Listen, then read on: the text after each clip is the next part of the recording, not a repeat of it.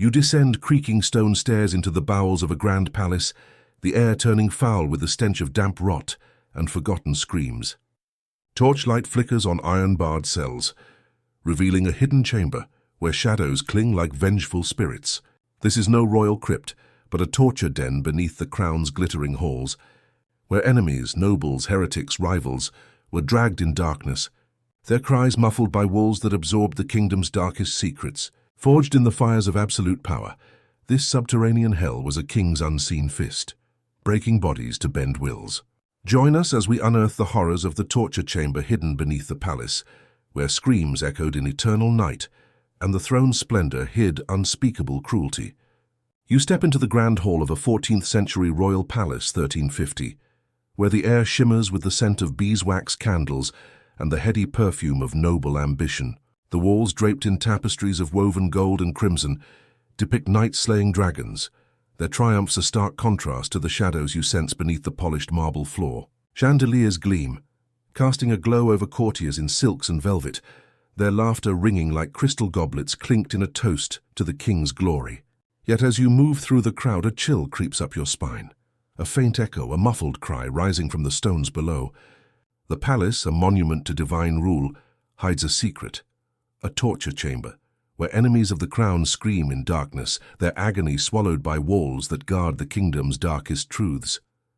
You clutch your embroidered cloak, heart pounding, as the facade of splendor begins to crack, revealing the horror that lies beneath. This is the world of medieval and early modern Europe, where palaces like the Tower of London, the Bastille, or the Doge's Palace in Venice stood as glittering symbols of royal power. Built to awe and intimidate, their halls hosted feasts, coronations, and diplomacy. But beneath their opulence lay chambers of terror, designed to silence dissent and enforce the crown's will. Chronicles such as those of Jean Froissart, or the records of the Tower under Edward I, describe these hidden dungeons, where political rivals, heretics, or traitors were subjected to unspeakable cruelty. The torture chamber, concealed behind iron doors and soundproof stone, was the king's unseen fist, a tool to maintain order in a world of rebellions and conspiracies. You imagine standing in the palace's great hall, the king's throne gleaming, while below a prisoner's scream is drowned by the minstrel's lutes. The palace above is a masterpiece of deception. You see courtiers gliding across the floor, their jeweled rings catching the light as they whisper of alliances and betrayals. The king, a figure of divine authority, presides over a banquet, his smile masking the paranoia that festers in his heart.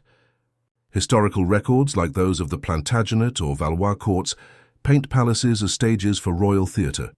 Lavish feasts, dances, and ceremonies that projected invincibility. Yet beneath this splendor, the torture chamber was a necessity, its existence known to few but feared by all. You envision a noblewoman, her fan fluttering, pausing as a distant thud echoes from below.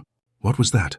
She might whisper to a companion, her voice trembling, only to be hushed. Speak not of what lies beneath.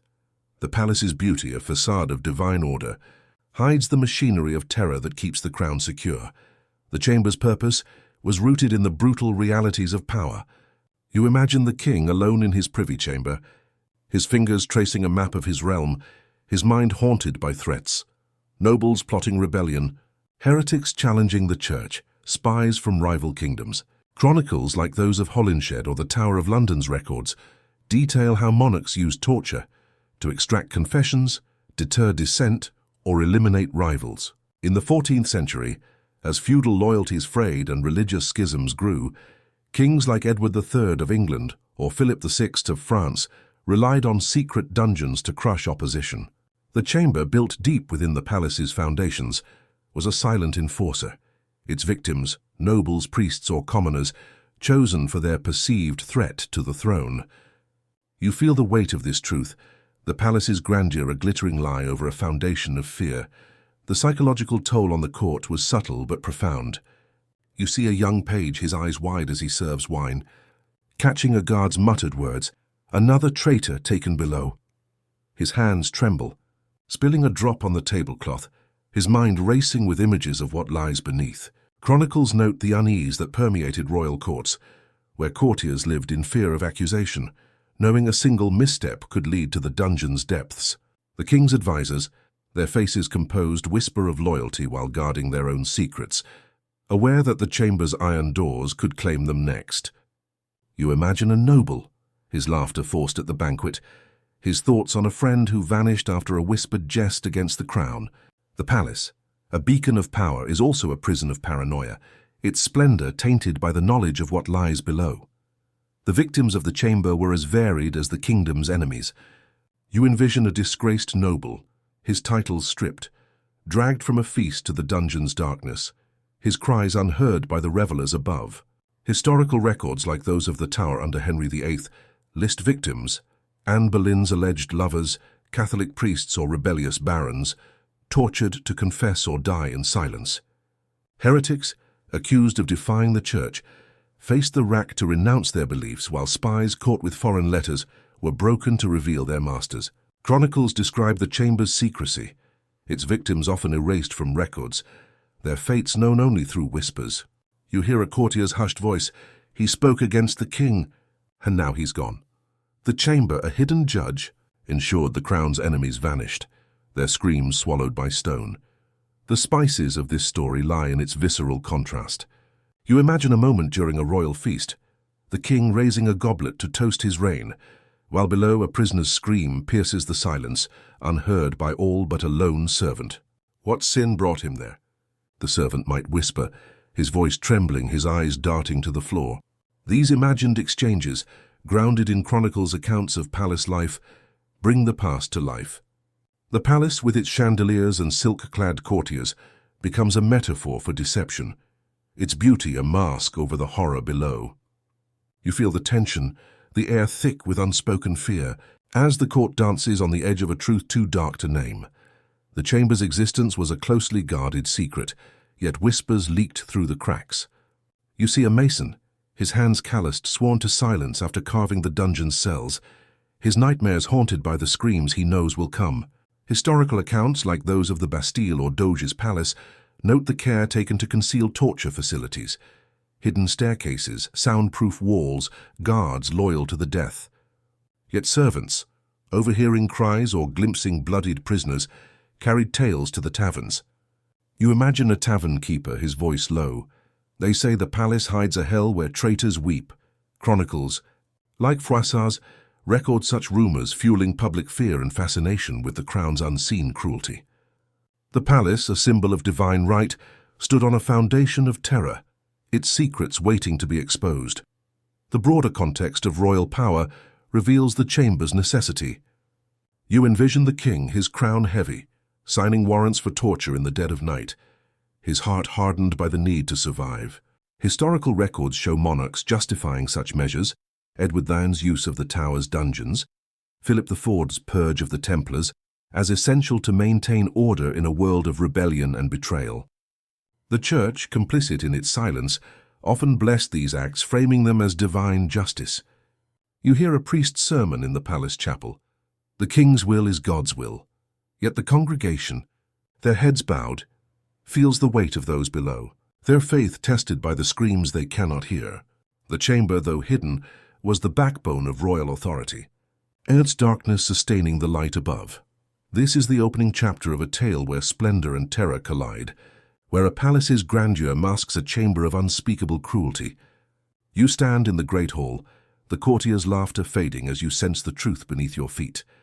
A dungeon where enemies of the crown scream in darkness, their fates sealed by a king's paranoia. The palace, a monument to power, is also a tomb, its secrets buried in stone but not silenced. As the feast continues, the echoes grow louder, hinting at the horrors that will soon come to light. Join us as we descend into the shadows, where the torture chamber's iron heart reveals the dark cost of royal power, and the screams of the damned echo through history. You descend a narrow, spiraling staircase beneath the Grand Palace, 1340, where the air grows cold and heavy with the scent of damp stone and unspoken dread. The torch in your hand sputters, casting jagged shadows on walls that seem to pulse with secrets. Each step echoes like a heartbeat, leading you deeper into the earth, where masons labor in silence, carving a chamber that will swallow the screams of the crown's enemies. Above, the palace gleams with feasts and laughter, But here, in this hidden womb of terror, the king's fear takes form, a torture chamber, forged to crush rebellion and silence dissent. You clutch your cloak, heart-pounding, as the clink of chisels and the whispers of workmen reveal the birth of a darkness that will haunt the kingdom's soul. The medieval world was a crucible of power and paranoia, where kings ruled by divine right, but trembled at the thought of betrayal. In the 14th century, Europe was a patchwork of warring kingdoms, England under Edward III, France under Philip VI, or the volatile courts of Castile, where nobles, clergy, and even peasants could threaten the throne. Chronicles like those of Jean Froissart, or the records of the Tower of London, describe monarchs building secret dungeons to enforce their will. The torture chamber, concealed beneath palaces like the Tower or the Bastille, was not merely a prison but a weapon, designed to extract confessions, deter rebellion, or eliminate rivals. You imagine the king, his crown heavy, pacing his privy chamber. "We must have a place where traitors break," he might mutter, his voice laced with fear, his eyes haunted by shadows of dissent. The construction of the chamber was a clandestine act, shrouded in secrecy. You envision masons, their faces grim, working by torchlight in the palace's depths, their hammers striking stone to carve cells that would muffle screams.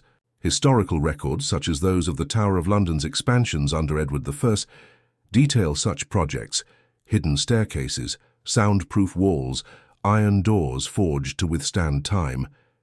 The king's architects, sworn to silence, designed the chamber with precision. Narrow slits for air, chains bolted to walls, floors sloped to drain blood. You hear an architect's whispered warning to a mason, "Speak of this," and you join the damned below. These imagined exchanges, grounded in chronicles' accounts of secretive construction, bring the chamber's birth to life. The palace, a beacon of divine rule, was built on a foundation of terror, its beauty a mask for the horror below. The king's motivations were rooted in a volatile world. You see him in his council chamber, maps spread before him, his advisers' voices low as they warn of rebellion. The barons plot in their castles, one might say, and heretics whisper in the streets. Chronicles, like those of Holinshed or the Annales Paulini, note the paranoia of monarchs like Edward II or Philip IV, who faced uprisings and religious schisms. The chamber was born from this fear, a tool to crush noble conspiracies, silence heretical priests, or break foreign spies. You imagine the king signing a decree, his quill trembling. Let their screams teach loyalty. Historical records show such orders, often veiled as justice, authorizing torture for political gain. The chamber, though hidden, was the crown's silent enforcer, its darkness a necessity to preserve the light above. The early victims were the first to taste the chamber's cruelty. You envision a disgraced noble, perhaps a baron accused of plotting against the king, dragged from his bed in the dead of night. His cries echo as guards haul him down the hidden staircase, his fate sealed by a whispered accusation. Chronicles like those of the Tower under Edward III list early victims, nobles like Roger Mortimer, heretics defying the church, or spies caught with foreign letters. The chamber's tools, racks, irons, water vats, were crude but effective, designed to break bodies and minds. You imagine the noble chained to a wall, his voice hoarse, "I am loyal." His plea, though desperate, is lost in the stone's embrace, a scene echoed in historical accounts of anonymous prisoners whose names were erased from record. The psychological toll on the court was a creeping poison. You see a young squire, his hands trembling as he polishes the king's armor, overhearing guards speak of the traitor below. His sleep is haunted by visions of chains and blood, his loyalty tested by fear of accusation. Chronicles note the paranoia that gripped royal courts, where courtiers lived in dread of the dungeon's iron doors. You imagine a lady-in-waiting, her face pale at a feast, whispering to a friend, "They took Lord Cedric last night, will we be next?" The chamber's existence, though secret, cast a shadow over the palace, its threat silencing dissent before it could form. The king, aware of this fear, used it to his advantage, his smile at court hiding the terror he wielded below. The chamber's secrecy was its strength, yet cracks formed even in its infancy. You envision a servant, sweeping the palace cellars, stumbling upon a hidden door, his torch revealing a staircase descending into darkness. His heart races as he hears a faint moan, quickly retreating before guards notice. Historical accounts, like those of the Bastille or Doge's palace, describe such leaks, servants or masons whispering of hidden horrors, their tales spreading to taverns. You hear a tavern keeper, his voice low. They say the palace has a belly that devours men. Chronicles, like Froissart's, record these rumors, fueling public fear and fascination with the crown's unseen cruelty. The chamber, though concealed, was a spectre that haunted the kingdom, its existence a whispered truth. The spices of this story lie in its visceral drama. You imagine a moment during construction, a mason pausing, his chisel dripping with sweat, as he whispers to a comrade, "This place will curse us all." The king, inspecting the chamber's progress, might murmur, "Let it break their souls for my crown." These imagined dialogues, grounded in chronicles, accounts of royal paranoia, bring the past to life. The chamber, with its dripping walls and clanking chains, becomes a metaphor for the king's fear, a dark mirror of his power. You feel the tension, the air thick with the dread of creation, as the workmen carve a hell that will outlive them all. The broader context of royal justice reveals the chamber's necessity. You see the king, his throne gleaming, signing warrants for torture, his heart hardened by the need to survive. Historical records, like those of Philip IV's purge of the Templars or Edward V's use of the Tower, show monarchs justifying torture as divine justice, their enemies branded as threats to God's order. The Church, complicit in its silence, often bless these acts, framing them as righteous. You imagine a priest in the palace chapel, his voice faltering, "The king's will purges sin." Yet the congregation, their heads bowed, senses the lie, their faith tested by the screams they cannot hear. The chamber, though hidden, was the backbone of royal authority, its darkness sustaining the palace's light. The societal impact was a growing undercurrent of fear. You hear villagers in the marketplace, their voices hushed. The king's palace hides a dungeon where men vanish. Chronicles note such rumors, with peasants fearing the crown's wrath, their loyalty coerced by tales of the chamber's horrors. You imagine a blacksmith, his hammer pausing, "Speak against the king," and you'll scream in his shadows. The chamber, though unseen, shaped the kingdom's psyche, its threat a silent whip that kept dissent in check. Historical accounts show this dynamic, public awe for royal power, tempered by dread of its unseen cruelty. This is the second chapter of a tale where power and terror intertwine, where a king's fear forges a chamber of unspeakable cruelty. You stand in the palace's depths, the torchlight fading, the workman's chisels silent as the chamber takes shape. The king above smiles at his court, his heart guarded by the dungeon below. The first victims, their names soon forgotten, mark the chamber's birth, their screams a warning to the kingdom. As the palace gleams, the chamber waits, its iron heart ready to claim more souls. Join us as we delve deeper into the darkness, where the torture chamber's tools and victims reveal the true cost of royal power, and the screams of the damned echo through history. You stand at the threshold of a hidden chamber beneath a 14th century palace, 1350, where the air is thick with the stench of rust and despair, and the darkness seems to breathe with malice. The torch in your trembling hand casts a sickly glow on iron racks, thumbscrews glinting like cruel stars, and vats of water that shimmer with menace. Chains clank softly, as if stirred by the ghosts of those who suffered here, their screams etched into the damp stone walls. This is the torture chamber, the king's secret weapon where enemies of the crown, nobles, heretics, spies are broken, their bodies and minds torn apart to serve royal will. You clutch your cloak, heart racing, as the instruments of agony reveal the brutal heart of power, each tool a testament to a kingdom built on fear. The chamber's tools are as varied as they are horrific, designed to inflict maximum pain while preserving life long enough to extract confessions. You see the rack, its wooden frame stained with sweat and blood, its ropes taut from stretching limbs to the point of dislocation. Historical records like those of the Tower of London under Edward III or the Bastille's archives describe its use, victims stretched until joints popped, their screams echoing as torturers demanded names or secrets. You imagine a prisoner, a disgraced knight, strapped to the rack, his voice hoarse. "I confess nothing." His defiance, though brave, crumbles as the wheel turns. a sound chroniclers like Holinshed note as the devil's music. The rack, a centerpiece of the chamber, breaks bodies to bend wills. Its creaks a grim symphony of royal justice. Thumbscrews, small but sinister, gleam in the torchlight, their metal jaws ready to crush fingers to pulp. You envision a heretic, perhaps a priest accused of defying the church, his hands bound as the screws tighten, each turn drawing a gasp. Chronicles, such as those from the Spanish Inquisition or Elizabeth Fern's reign, detail their use, simple yet devastating, forcing victims to betray allies or renounce beliefs. You hear the torturer's cold voice, "Speak, or your hands are forfeit." The prisoner's whimpers, though speculative, echo the accounts of those who endured such devices, their pain a currency for the king's security. The thumbscrews, though small, are a microcosm of the chamber's cruelty, proving that even the tiniest tool can shatter a soul. Water torture, a subtler but no less brutal method, lurks in the shadows. You see a wooden board tilted beside a vat, its surface slick with spilled water, where victims were strapped and doused until they choked. Historical records like those of the Bastille or early Inquisition describe this torment. Water poured into mouths, simulating drowning, breaking minds through panic. You imagine a spy, caught with foreign letters, gasping as water floods his throat, his eyes wild with terror. "I'll tell all." His confession, coerced through fear, saves his life but damns others, a pattern noted in chronicles where torture yielded secrets but rarely truth.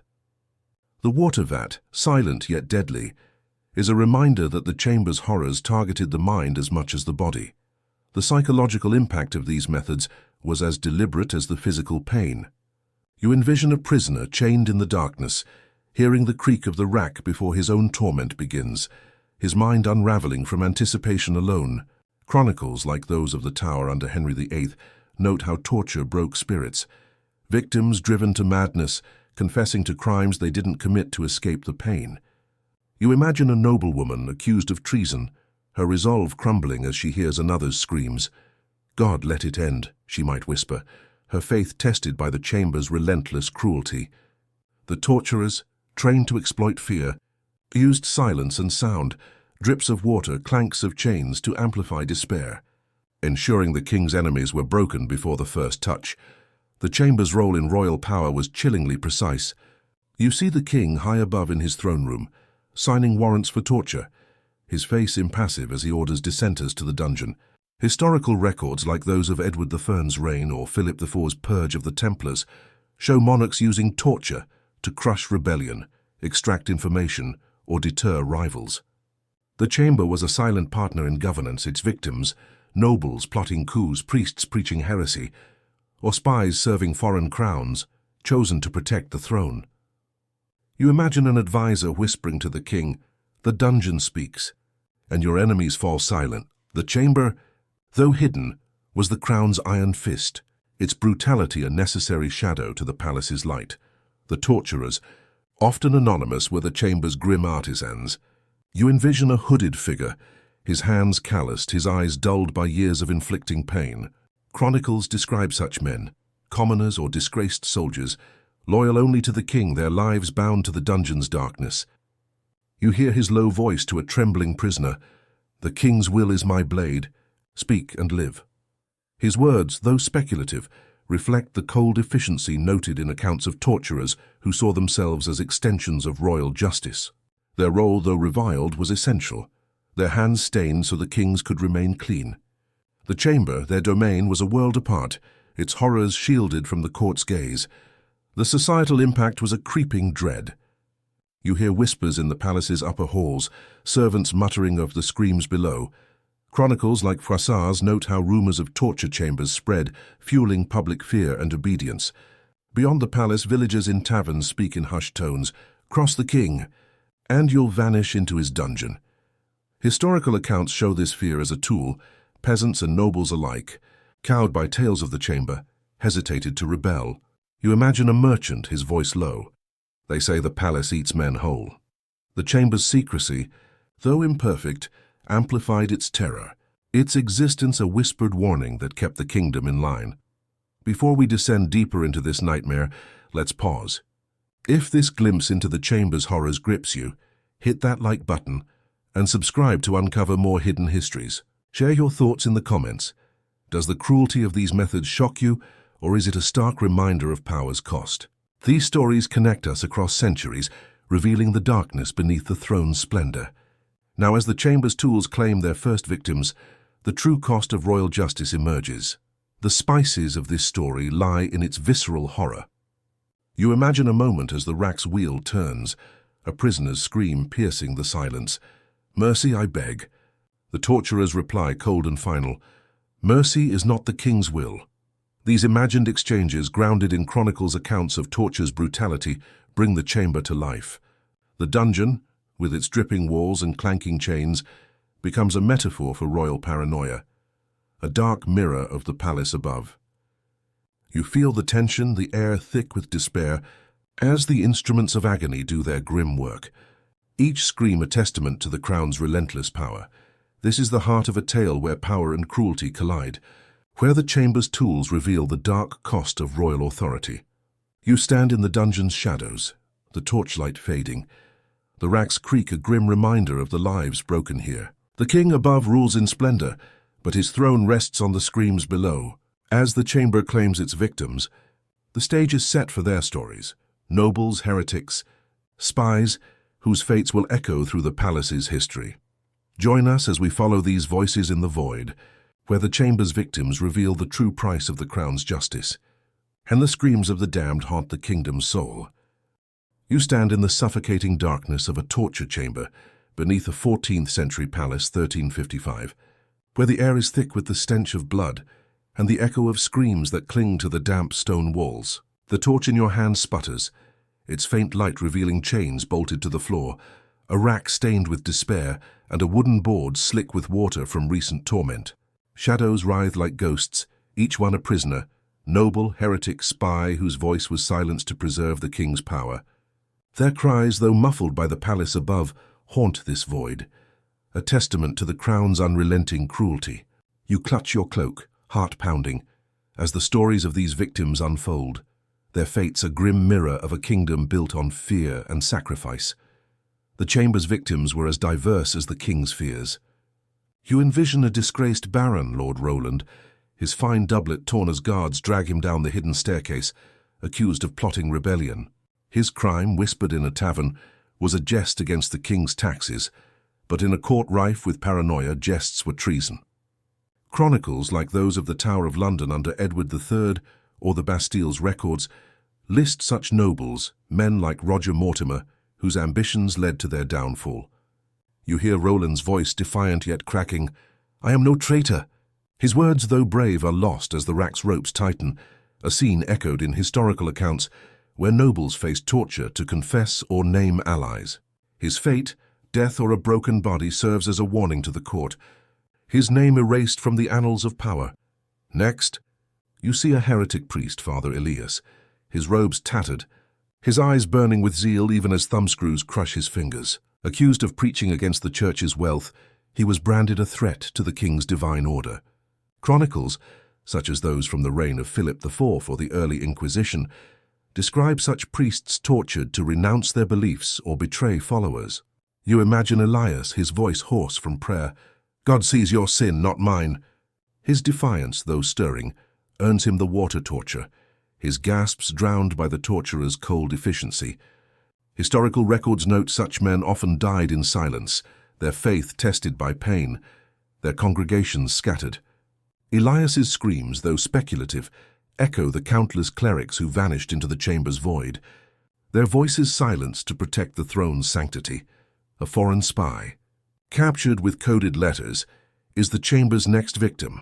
You envision her, a woman named Alina, her cloak stained with travel, her eyes sharp with secrets from a rival court. Her crime, passing intelligence to a neighboring kingdom, threatening the king's alliances.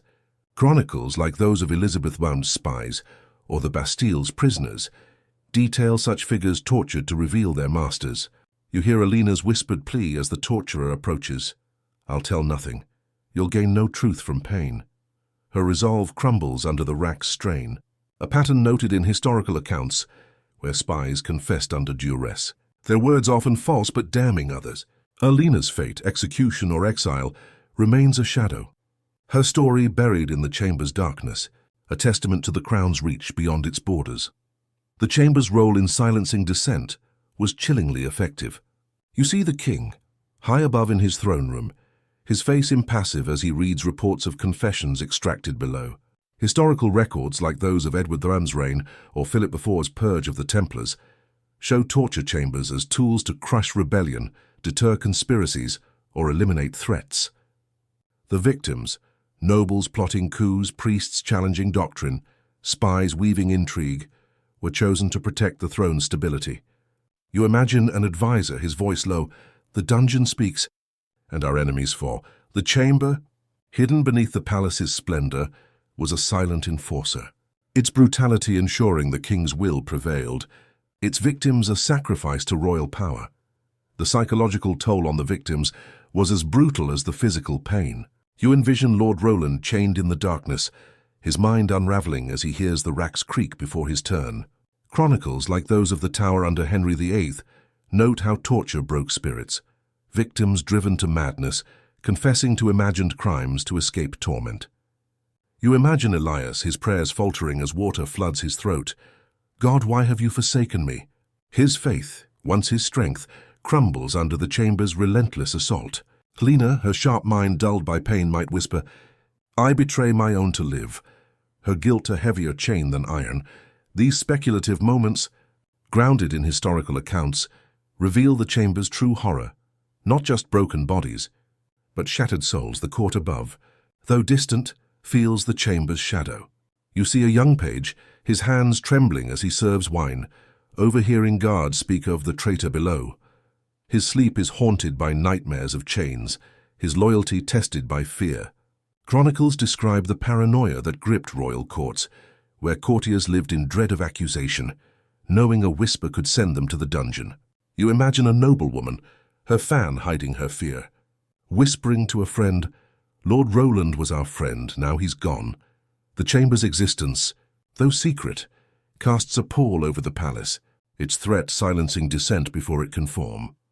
The king, aware of this fear, uses it to bind his court, his smile a mask over the terror below. Societal reactions were a mix of fear and fascination. You hear villagers in the marketplace, their voices hushed. The palace hides a hell where men scream. Chronicles, like Froissart's, note how rumors of torture chambers spread, fueling public dread and obedience.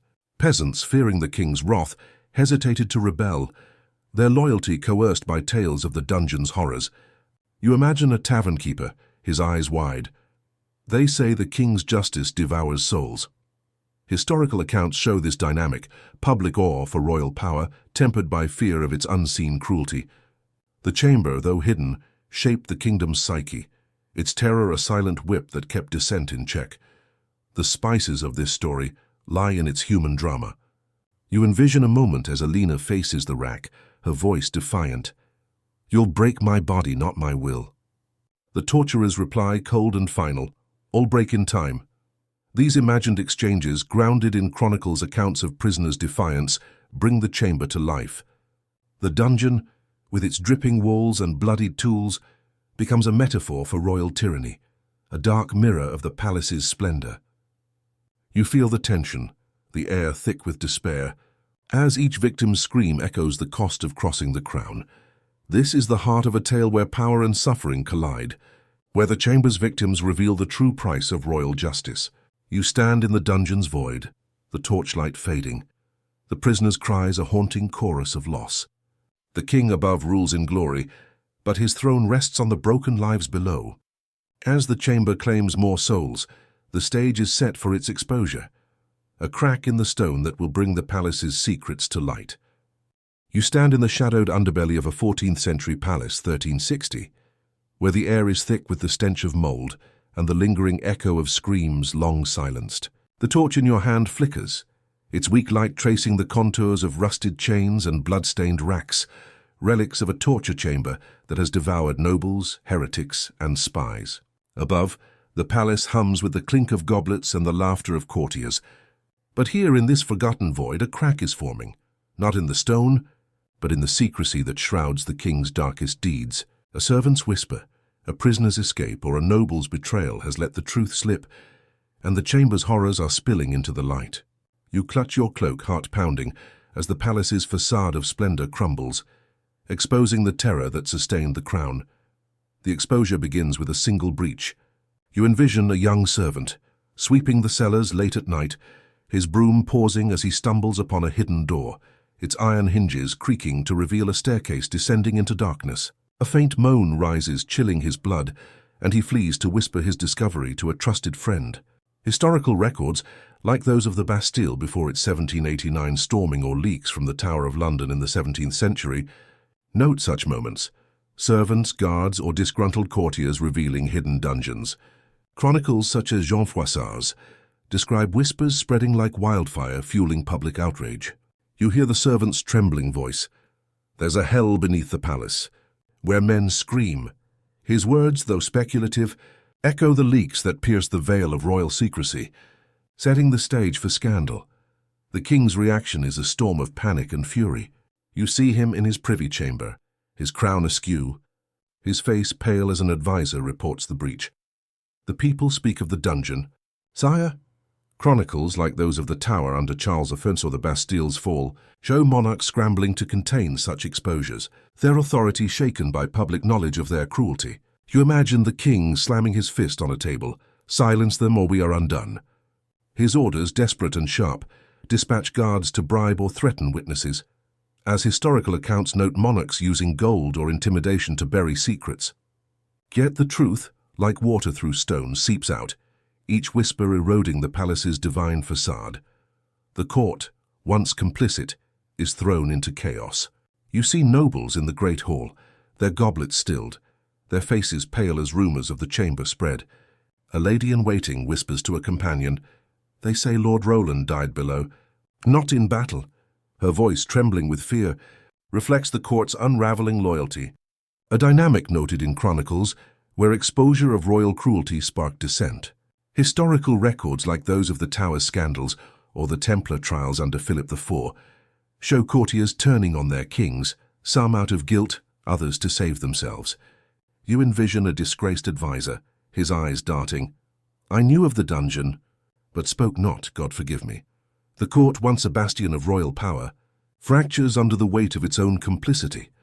The societal reaction is a wildfire of outrage and fear. You hear the townsfolk in the marketplace, their voices rising. The king tortures in secret.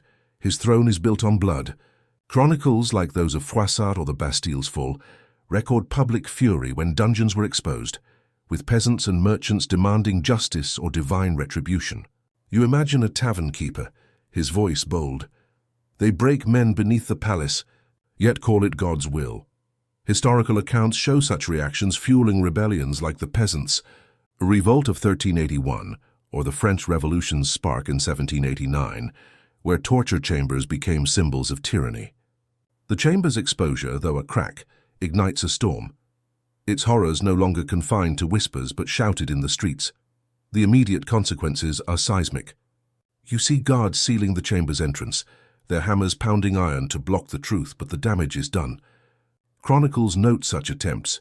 Kings like Louis XVI at the Bastille ordering records burned or dungeons abandoned, only for mobs to uncover the truth. You envision a prisoner, freed by a sympathetic guard, staggering into the palace courtyard, his body broken but his voice alive. "They tortured us for the king's pleasure." His words, though speculative, mirror accounts of survivors, like those from the Tower or Inquisition, whose tales inflamed public anger. The king, desperate, might order executions or bribes, but the chamber's secrets, once hidden, now burn like a beacon, threatening his reign. The psychological toll on the palace is profound. You imagine a young page, his hands trembling as he serves the king, haunted by the survivors' tales. "Will I be next?" His fear, shared by courtiers, reflects the paranoia chronicled in historical records, where exposure turned loyal subjects into potential rebels. You see a noblewoman, her fan hiding tears, whispering to her husband, "We feasted while they screamed, how do we live with this?" Her guilt, though imagined, echoes the remorse noted in chronicles when courts face their complicity. The king himself, once untouchable, feels the weight of exposure, his sleep haunted by visions of the chamber's victims, as historical accounts describe monarchs tormented by their own cruelty. The spices of this story lie in its visceral drama. You envision a moment as the servant reveals his discovery.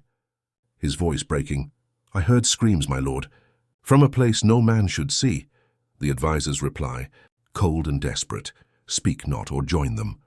These imagined exchanges, grounded in chronicles' accounts of palace leaks, bring the exposure to life. The chamber, with its rusted tools and bloodied stones, becomes a metaphor for royal tyranny, a dark secret that once cracked shatters the palace's illusion. You feel the tension, the air thick with betrayal as the truth seeps through the stone, threatening to topple the throne. The broader context of royal power reveals the stakes of exposure. Historical records like those of the Bastille's storming or the Tower's 17th century scandals show how torture chambers, once revealed, became rallying cries for reform or rebellion. The Magna Carta's clauses against arbitrary punishment, or the Enlightenment's push to ban torture in France by 1789, were fueled by public outrage over such secrets. You imagine a reformist priest, his sermon bold, "The king's dungeon defies God's mercy." His words, though speculative, echo the moral outrage noted in Chronicles, where clergy and nobles demanded accountability. The chamber's fall, though a moment, reshapes the kingdom, its exposure a warning to future rulers. This is the climax of a tale where secrecy and cruelty collide. Where the chamber's exposure shatters the palace's facade, you stand in the dungeon's fading light, the torch sputtering, the screams of its victims now echoing in the streets above. The king, his throne trembling, fights to silence the truth, but the cracks in the stone cannot be mended. The court, once loyal, fractures under guilt and fear, while the kingdom demands justice for the damned. As the chamber's horrors spill into the open, the stage is set for its legacy, a warning of the cost of unchecked power. You stand in the crumbling ruins of a 14th century palace, 1370, where the wind howls through broken arches, carrying the faint echo of screams long silenced. The once glorious halls, now overgrown with ivy, seem to mourn, their stones scarred by the secrets they once hid. Below the torture chamber lies abandoned, its rusted racks and bloodied chains a ghostly testament to the crown's cruelty. The air is heavy with dust and memory, whispering of the nobles, heretics, and spies who suffered in darkness to preserve a king's power. Their voices, though gone, linger in chronicles and legends, shaping a kingdom's conscience and warning of power's cost. You clutch your cloak heart heavy as you step into the aftermath of the chamber's fall, where its legacy, etched in fear, reform, and enduring terror, reveals the dark heart of royal rule. The chamber's legacy is a shadow cast across history, a grim reminder of the lengths to which kings went to secure their thrones. You envision scribes in the palace scriptorium, their quills scratching tales of the dungeon's horrors, their words blending fact with fear to warn future generations. Historical records like those of the Tower of London or the Bastille show how torture chambers became symbols of tyranny, fueling rebellions and reforms. The storming of the Bastille in 1789, or the Magna Carta's clauses against arbitrary punishment in 1215, were driven by public outrage over such cruelties, as chroniclers like Jean Froissart note. You imagine a chronicler, his face pale, writing, "The king's dungeon devoured men, yet its fall freed our souls. The chamber, once a silent enforcer, became a catalyst for change. Its exposure a crack in the crown's divine facade. The kingdom itself was reshaped by the chamber's revelation." You see the palace, its halls quieter now, the courtiers' laughter tinged with unease as they grapple with the truth of their complicity. Chronicles describe courts shaken by such scandals, nobles turning on their kings as seen in the Peasants' Revolt of 1381 or the French Revolution's spark. The king, his throne weakened, might have ordered the chamber sealed, its tools destroyed, as historical accounts note monarchs like Louis XVI attempting to erase evidence of their cruelty. You envision a guard, his hands trembling, piling stones to block the dungeon's entrance. "Let no man see what we've done." Yet the truth, once loosed, cannot be buried, its whispers fueling demands for justice that echo through the kingdom's streets. The victims' fates linger in the collective memory. You imagine a young noblewoman years later, standing in the palace courtyard, her eyes tracing the ground where a freed prisoner once staggered, his body broken, but his voice alive.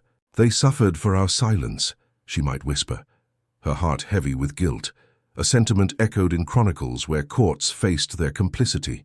Historical records like those of the Tower under Henry VIII note victims like Anne Boleyn's alleged lovers or Templars under Philip IV, whose names became rallying cries for reform.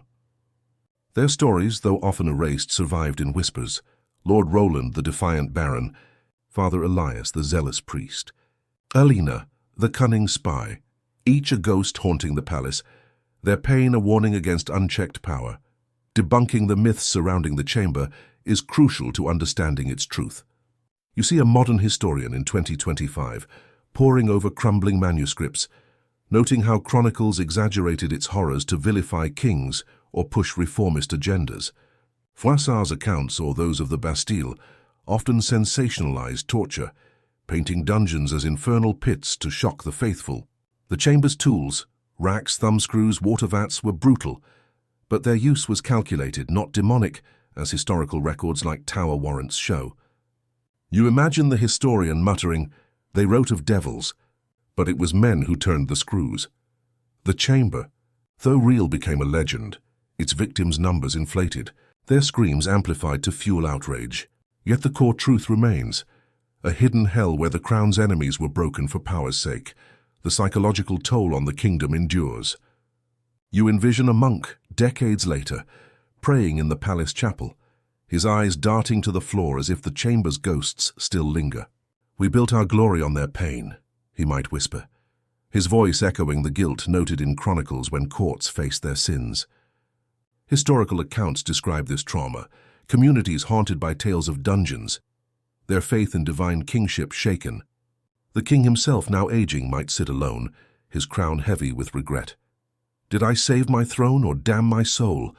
His remorse, though speculative, mirrors accounts of monarchs like Charles I, tormented by their own cruelty. The chamber's legacy, though buried, scars the kingdom's conscience, a reminder of the human cost of power. Societal impact was profound and lasting. You hear villagers in the tavern, years after the chamber's fall, their voices low, "The palace hid a hell, and we cheered its king." Chronicles note how such exposures fueled distrust, as seen in the lead-up to the French Revolution or England's civil wars. Peasants, once cowed by fear of the dungeon, grew bold, their demands for justice echoing in reformist pamphlets. You imagine a merchant, his voice defiant.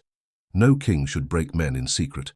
Historical records show this shift, public outrage turning torture chambers into symbols of tyranny, their fall a spark for change. The chamber, once a silent whip, became a rallying cry, its horrors a lesson in the dangers of absolute rule. Modern parallels breathe new life into the chamber's story. You see echoes of its darkness in contemporary secret prisons, Guantanamo, CIA black sites, where power still cloaks cruelty in secrecy, as reported by Amnesty International. The same dynamics persist: fear of dissent, justification of torture as security.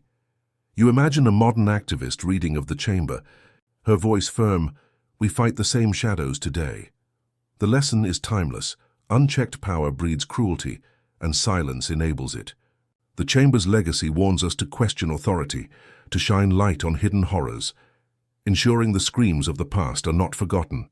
The spices of this story lie in its haunting drama. You envision a scene in the palace ruins, a chronicler writing by candlelight, the dungeon screams still whisper in the stone. His words, though imagined, capture the tragedy grounded in chronicles' accounts of royal guilt. The palace, its halls now crumbling, becomes a metaphor for fallen power, a monument to glory scarred by cruelty. You feel the weight of the victims' stories, their names carried by the wind, as villagers pass down tales of the cursed dungeon. These moments make the past vivid, a mirror for our own struggles with power and justice. The kingdom, reshaped by the chamber's fall, bears its scars. You see the palace, its splendor faded, its dungeons sealed but not forgotten. Historical records like those of the Bastille's destruction or the Tower's reforms show societies grappling with their past, their laws changed to curb cruelty. The chamber's victims, though lost to time, live in legend. their pain a warning etched in chronicles. You imagine a scribe centuries later writing, "They suffered in darkness, so we might walk in light." The words, though speculative, capture the chamber's legacy, a testament to the cost of tyranny, a call to guard against its return. You step back from the ruins, the wind carrying the chamber's whispers, and reflect on its legacy. Its story, a blend of fact and legend, is a mirror for the dangers of unchecked power, a reminder that splendor often hides suffering. You feel the presence of the victims, Roland, Elias, Alina, whose screams shaped history, their sacrifice a call to question authority. What if the court had spoken? What if the chamber had never been built? These questions linger, urging us to challenge the shadows of power in our own time. Let us honor the damned by seeking truth, by amplifying the silenced. Join us for more forgotten histories, where the whispers from the depths reveal the enduring battle between power and humanity. Like, subscribe, and share your thoughts. How does this tale of terror resonate with you today?